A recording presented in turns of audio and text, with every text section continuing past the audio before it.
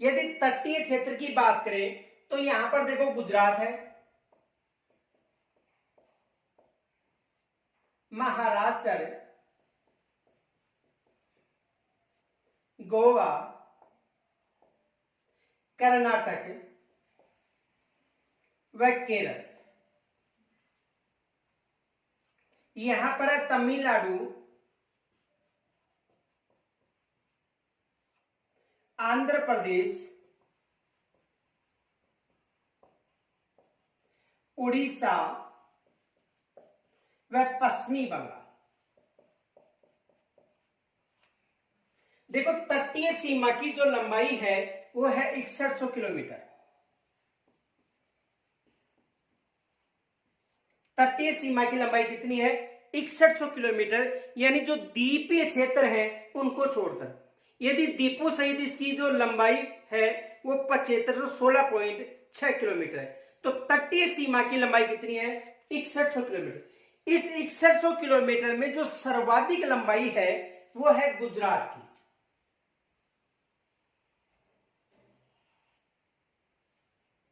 सर्वाधिक लंबाई किस राज्य की है? गुजरात की।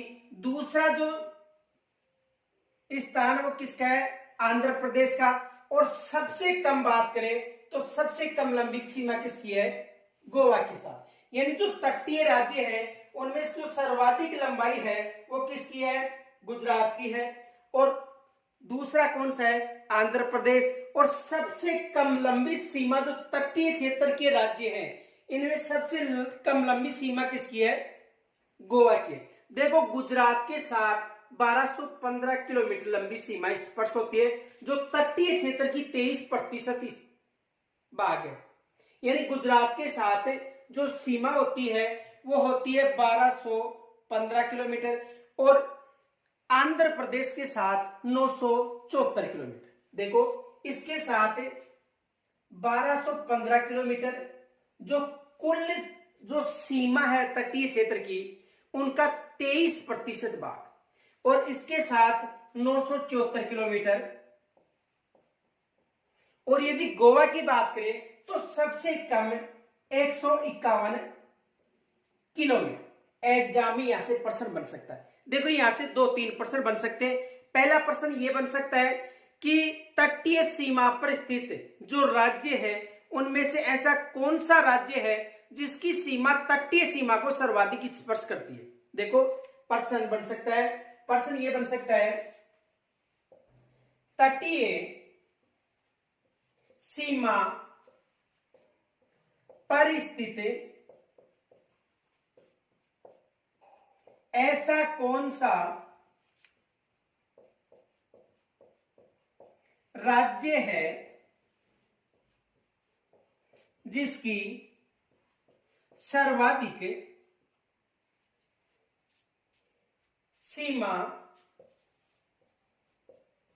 तटीय सीमा को स्पर्श करती है। तटीय सीमा को स्पर्श करती है।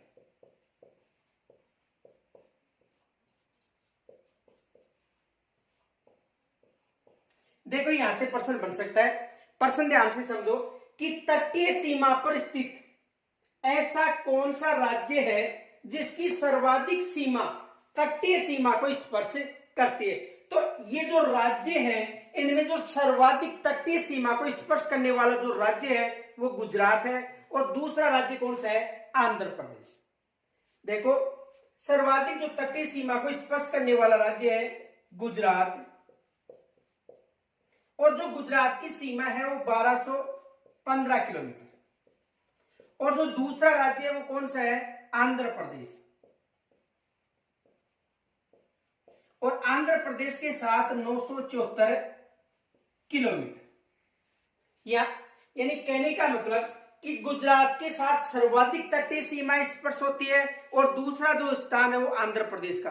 अब देखो इस प्रश्न को एग्जामिनर ऐसे भी पूछ सकता है कि पश्चिमी, ये जो कौन सा तट है? पश्चिमी तट। ये कौन सा तट है? पश्चिमी तट। और ये कौन सा तट है? पूर्वी तट। अब देखो एग्जामिनर दूसरी तरह से भी प्रश्न पूछ सकता है कि पश्चिमी तटीय सीमा पर जो सर्वाधिक सीमा किस राज्य की स्पर्श होती है, तो पश्चिमी तटीय क्षेत्र में सर्वाधिक किसकी होती है, गुजरात की, और पूर्वी तटीय क्षेत्र में सर्वाधिक किसकी होती है, आंध्र प्रदेश की। तो यहां से एग्जाम में प्रश्न बन सकता है। और यदि सबसे कम बात करें तटीय सीमा पर, तो सबसे कम गोवा की है कितनी, 151 किलोमीटर।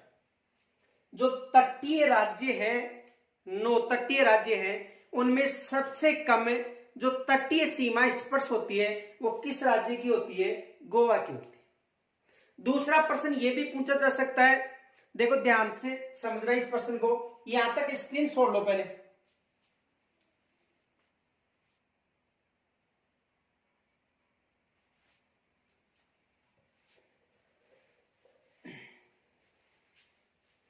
देखो दूसरा प्रश्न ये बन सकता है, यहां पर जो बिंदु है दक्षिण बिंदु, जिसे कुमारी अंतरीप या कन्याकुमारी के नाम से जाना जाता है, तो ये जो बिंदु है किस राज्य में है, तमिलनाडु। प्रश्न देखो ऐसा बन सकता है, भारत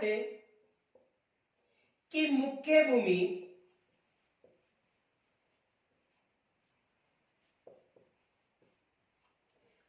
का दक्षिणी बिंदु किस राज्य, यानी भारत की मुख्य भूमि, ये मुख्य भूमि हो गई, भूमि का दक्षिण बिंदु, ये दक्षिण बिंदु हो गया, किस राज्य की तटीय सीमा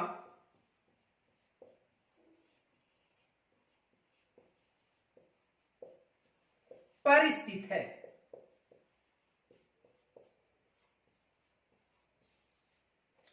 देखो ये राज्य हो गया केरल और ये हो गया तमिलनाडु, ये तमिलनाडु है, ये केरल है। तो देखो भारत की मुख्य भूमि का दक्षिण बिंदु, यानी यहां पर जो अक्षांश है 8 डिग्री 4 मिनट उत्तरी अक्षांश,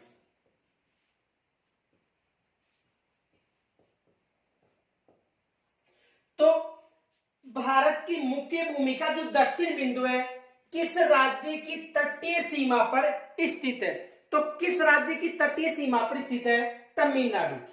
कौन सा राज्य होगा, तमिलनाडु।